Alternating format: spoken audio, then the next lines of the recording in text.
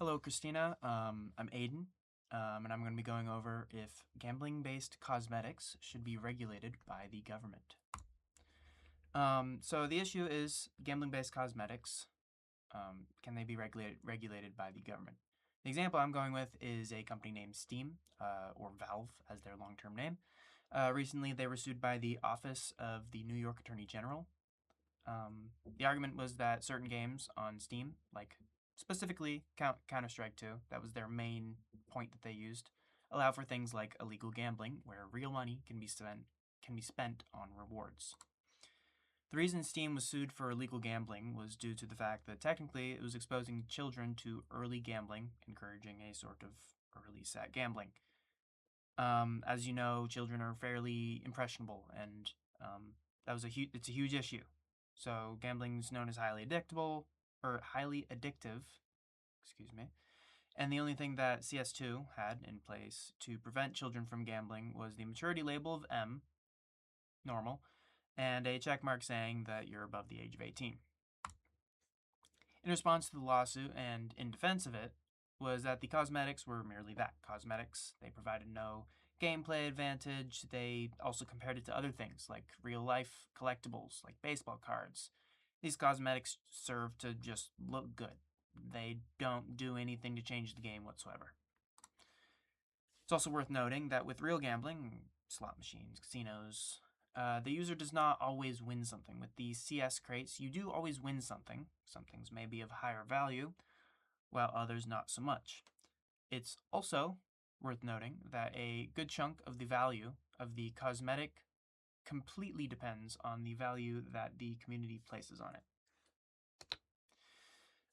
Revisiting the earlier point, the rarity of the items can be seen as such, going from least to most rare: blue, purple, pink, red, and gold.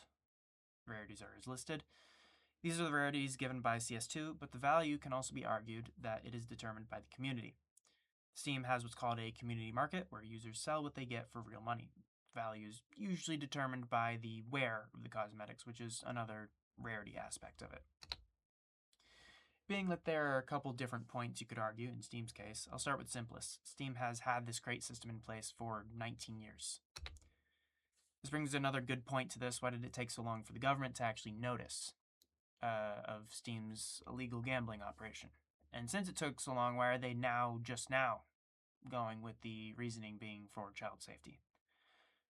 Steam itself, for starters, is kind of a bit of a different legal entity to handle, and until now, the US government, just any government, has had no way of winning the lawsuit against them, considering it's such a unique entity, it being more of a gaming company or market company than anything.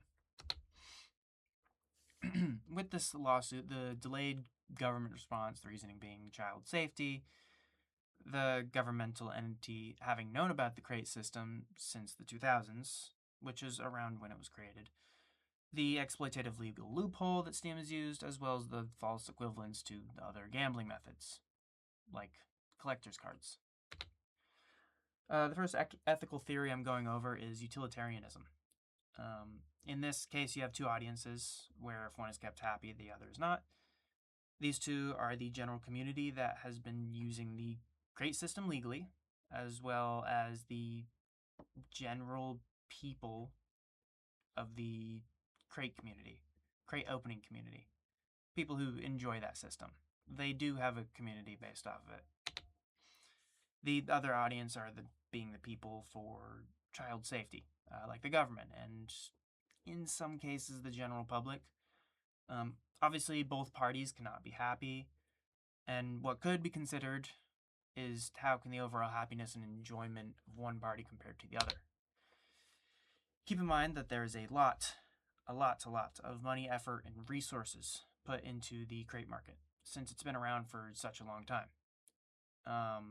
The main community, mostly adults, would be pretty unhappy about the system being taken down, as around an estimated $1 billion have been spent by the community that's just in 2023. Give that a couple years, you get a lot of money.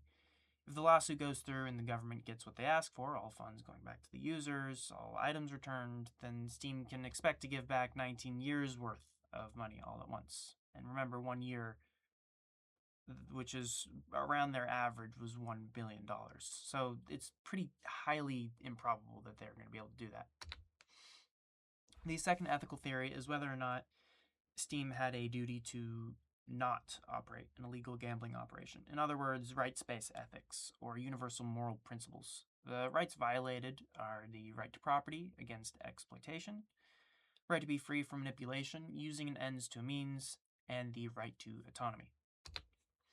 Obviously, Steam took advantage of a legal loophole on whether or not what they are doing is illegal, as well as, in a way, taking advantage of the brash, impressionable decisions that children may make. But in their defense, CS2 is an M-rated game, meaning overall, responsibility falls to the parents. It's also worth noting that a majority of the players and users of CS2 are adults. You don't see very many kids on that game. Gambling is inherently addictive, and CS2 crates use the same methods of manipulating their users to want to gamble more.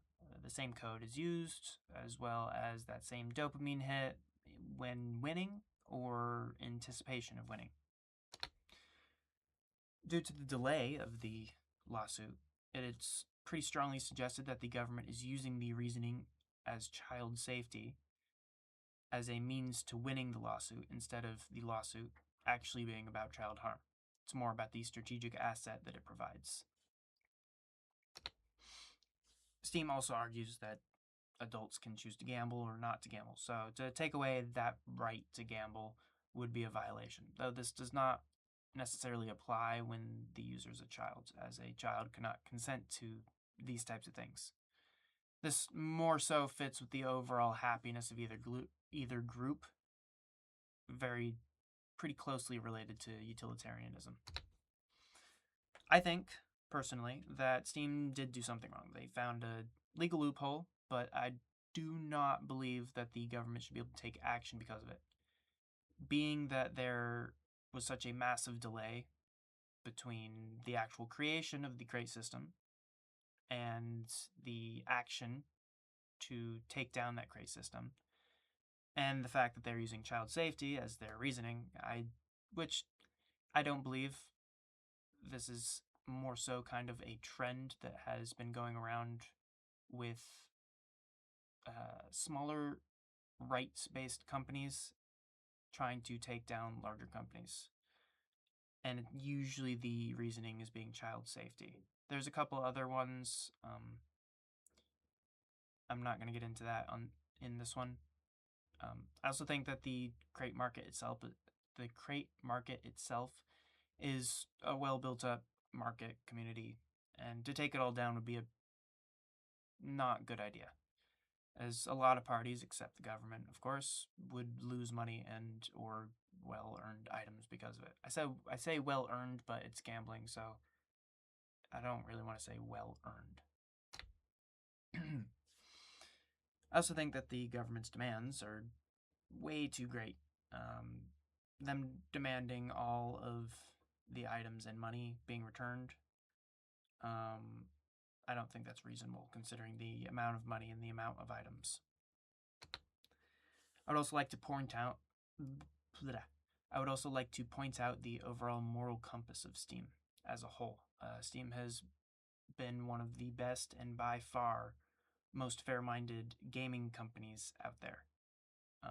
That's my opinion, but I play a lot of games. You have companies like Ubisoft, Activision, EA, larger gaming companies like that. They tend to not care about their users. Steam itself, though, is run by a CEO who not only uses his product, the three other companies that I listed, their CEOs do not use their products whatsoever. Not only is he a part of the consumer audience, Gabe Newell is a gamer, so he understands what gamers want. But he also has the community's intentions in mind. Steam's been around for 22 years with those same intentions. It's effectively been the most deserved and well-oriented monopoly on gaming that I think anyone has really ever seen. it's also pretty genuinely amazing to see such a company exist while being fair to its customers while also having monopoly. And that's difficult for larger companies because money. Overall, I think Steam made a bit of an overstep by allowing an operation like that on their platform. Um, but their overall moral compass points to the fact that they weren't necessarily in it for the money, and I don't see why they would be. Again, it's a pretty long time to have such a operation on your app. I think that a lot of the blame should fall on the parents of the children affected and not Steam as a whole. Parents are responsible for their children, and outside sources usually should not be held responsible.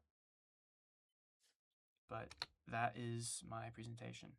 I did have to re-record this. I do apologize for that, Christina. I don't know what was going on with my audio input, and for some reason it still had captions, which didn't make sense to me, but I got it fixed. So thank you for being super patient with that.